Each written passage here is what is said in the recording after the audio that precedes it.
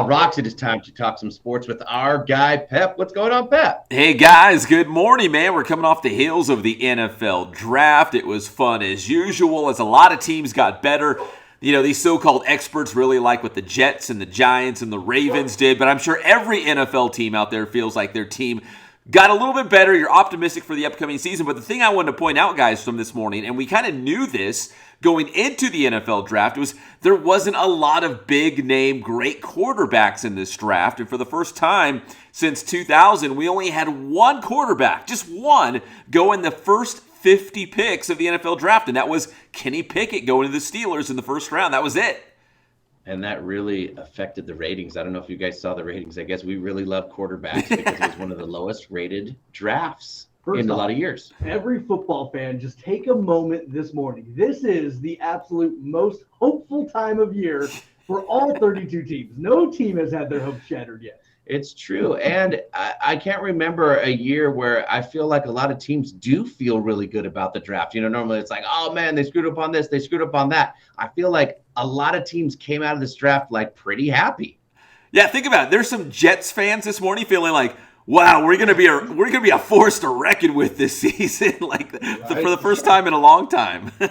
I think everybody else knows that. Okay, we'll see where those guys go in 4 years when they want to get rid of them, when they want to leave the Jets. They do have the sauce. That might be something. Oh yeah, the sauce. Was it Sauce Gardner? Right, is his name? Right. So yeah, he's got the sauce. He got hanged it around his neck on his little pendulum. Yeah, having the sauce and the sauce chain. Yeah. That was not cool. He was trying to play that like it was the coolest thing in the world. Like, no. After I try the sauce, then I will reserve my judgment for later. Hey guys, how about a special shout out to our local Inland Empire guys with IE roots selected in the NFL draft. In fact, all three of the guys that we mentioned last week that could get drafted did get drafted. So we start with Drake Jackson out of Centennial High School in USC. He went in the second round to the San Francisco 49ers. So we had Drake. Yeah. Then we had Khalil Shakir, wide receiver out of Vista Marietta and Boise State. He went in the fifth round to the Buffalo Bills. And finally, another guy in the fifth round, Kaiser High School running back and BYU running back Tyler Algier, going to the Atlanta Falcons. So those three guys all going to an NFL team, all from the IE. I just love it so much because, yeah, some of them, you know, these young players do start playing right away. But I love watching more of the special teams and these other ones because we can see our IE guys. That's how they get in. I was very happy. I mean, the first thing I thought of when I see that Drake Jackson went to San Francisco, I'm like, oh, Pep's got the local guy. Pep gets the Centennial guy. And that's all worked out just like Pep said. And 40, I think I saw Centennial put this out on social media. I know you're a Centennial guy, so maybe you saw it too. But I think Drake Jackson, I think he was the 60th overall pick. He's the highest drafted Centennial player of all time. And they've had quite a bit go to the NFL, but he's the highest pick ever. Yeah, pretty crazy that he's the highest draft pick Centennial's ever had. And then I saw there was another Centennial player who signed with the 49ers as an undrafted free agent after the draft, too. Correct. Well. So a couple of Centennial players going up there to San Francisco. So cool. Yeah, and we got a bunch of guys. If you guys keep track of that undrafted free agent list, you know, it kind of grows. It grew on Sunday. I think it's going to continue to grow today as guys go to training camp with a lot of these teams. Looking at Twitter, there's a coach from Centennial who posted that 5 guys in the NFL are currently from Centennial High School. Not bad for a public school in the Inland Empire. No doubt. Hey, and another shout out real quick to the National Football Federation, Riverside County chapter. They had a big event last night. We got to wear tuxedos and the whole thing. And yeah, they were talking about Centennial, and most coaches agree. Even the opposing coaches in the IE say Centennial's not only the best public school in the southern section, it's the best in the state and probably the entire country. So, again, everyone out there listening is probably thinking I'm a big Centennial homer, but it is what it is, man. They are that good at high school football and basketball right now. Yeah, the basketball team. Don't sleep on the basketball team either. Yeah, and if you're the best in California, that does mean you're basically the best in the rest exactly. of the United States. Yeah. It's its own country. That's the thing, yeah. If you're the best, especially in the southern section, then you're probably the best anywhere, so. Centennial, man, we love those guys. All right, guys, let's transition here. Let's pivot over to the NBA playoffs. And I got a serious question for you. Who is your favorite Ja? Ja Rule or Ja Morant, because they're both pretty good at what they do. Ja Rule had a great run, obviously, in hip-hop and rap, and now we got the great Ja Morant of the Memphis Grizzlies, who might single-handedly carry his team. I know they lost to Golden State last night. We'll get to that, but, man, Ja Morant, pretty good guy and a rising star, it looks like, in the NBA.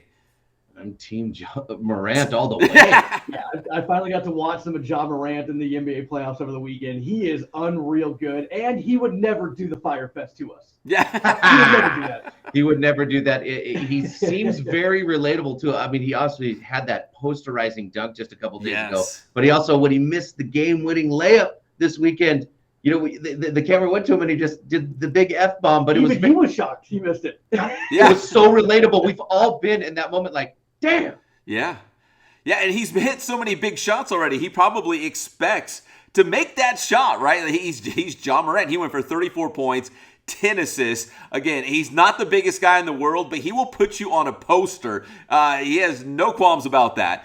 He's just a rising star, and I just feel like Memphis has no business being this far into the playoffs, but they are because of Ja Morant. I know they came up one short against Golden State, but they probably still had no business even hanging with Golden State for as long as they did. And again, getting this far into the playoffs. I know Golden State had to rally a little bit, but man, Memphis is a team, I think, not a lot of star power outside of Ja Morant, but they're a pretty good team, and I think that points back to Ja.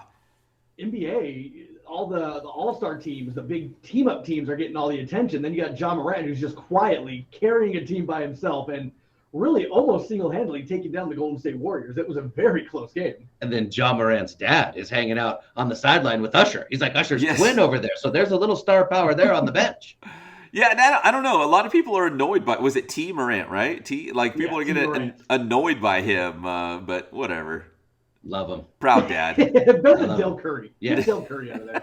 Oh, yeah, right? Battle of the dads on the sidelines. Yeah. Tonight we got Phoenix and Dallas, game one of their Western Conference semifinals. That's a look at the West. No Lakers, no Clippers, obviously. But I did want to mention Lakers here because, they still don't have a head coach, and maybe they're waiting to see how the playoffs, kind of play out to see before they make, any final decision here. But it sounds like they're going to interview Milwaukee Bucks assistant Darvin Ham, who he used to put guys on posters back in the day. He was a pretty good NBA player, and he could dunk. And the Utah Jazz's head coach, Quinn Snyder, Utah's out of the playoffs now. His name keeps popping up as a possible Lakers head coach.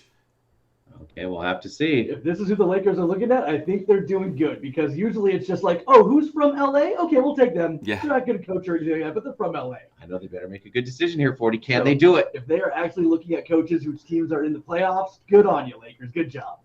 Where's Smush Parker or Nick Van Exel right now? Maybe they could come back and coach the Lakers. Exactly. Nick Van Exel is here. He could be our coach. And guys, finally to the Major League Baseball diamond, Clayton Kershaw over the weekend became the Dodgers' all-time strikeout leader. Do you guys have any idea who held the strikeout career mark in Dodgers franchise history prior to Clayton Kershaw, who got it this weekend? This may be totally wrong, but I'm going to guess Don Drysdale. I'll say Hideo Nomo because it's the only one. Oh, yeah. and 40 Koufax. Yeah, you know what? Both you guys, I totally see where you're coming from. 40, Hideo Nomo had a ton of strikeouts, and he was homegrown. He came up through the Dodgers organization. And Patrick, hey, when you think of Dodgers pitchers outside of Clayton Kershaw, Don Drysdale, Sandy Koufax, right? Doesn't get any bigger than that. But no, the Dodgers franchise all-time strikeouts leader was Don Sutton. Don Sutton had the all-time mark until Clayton Kershaw broke it over the weekend. So now Clayton Kershaw, the greatest of all time in a Dodgers uniform. Pip and I are old enough to remember Don Sutton. He was like a gray-haired grandpa pitching when we were kids in the 80s. Apologies to Don Sutton for not knowing who the hell you are, but good on you for having that record for a while. Pep and I know. No one else knows in the IE, right, Pep? No. So now you can go to work today to impress your friends. Hey, you remember Don Sutton? He used to hold the record. And now it's Clayton Kershaw. And by the way, before we get out of there, I was so wrong about Clayton Kershaw. I really thought he was done. Now it's making that perfect game look even worse. He looks very good. Yeah, he looks like the ace of the staff again, right? No, this is no slight to Walker Buehler, but it looks like Clayton Kershaw is kind of back. And, he signed a one-year contract to come back to the Dodgers, so theoretically, this is a contract year again for Clayton Kershaw, and it looks like he's going to let it all hang out and have one of his best years and probably get another nice little payday. If he gets a no-hitter or a perfect game, don't pull him out, please. No, let him go the distance. When he get pulled out. Oh, Bobby Sutton. Whatever his name was. Pep, tell him how to get your stuff. Yes, sir. Inland Sports. You can check us out on Twitter, Instagram, Facebook. That's the Inland Sports YouTube channel. Find all the great local content like our IE guys going to the NFL. Thanks, Pep. Billy Sutton?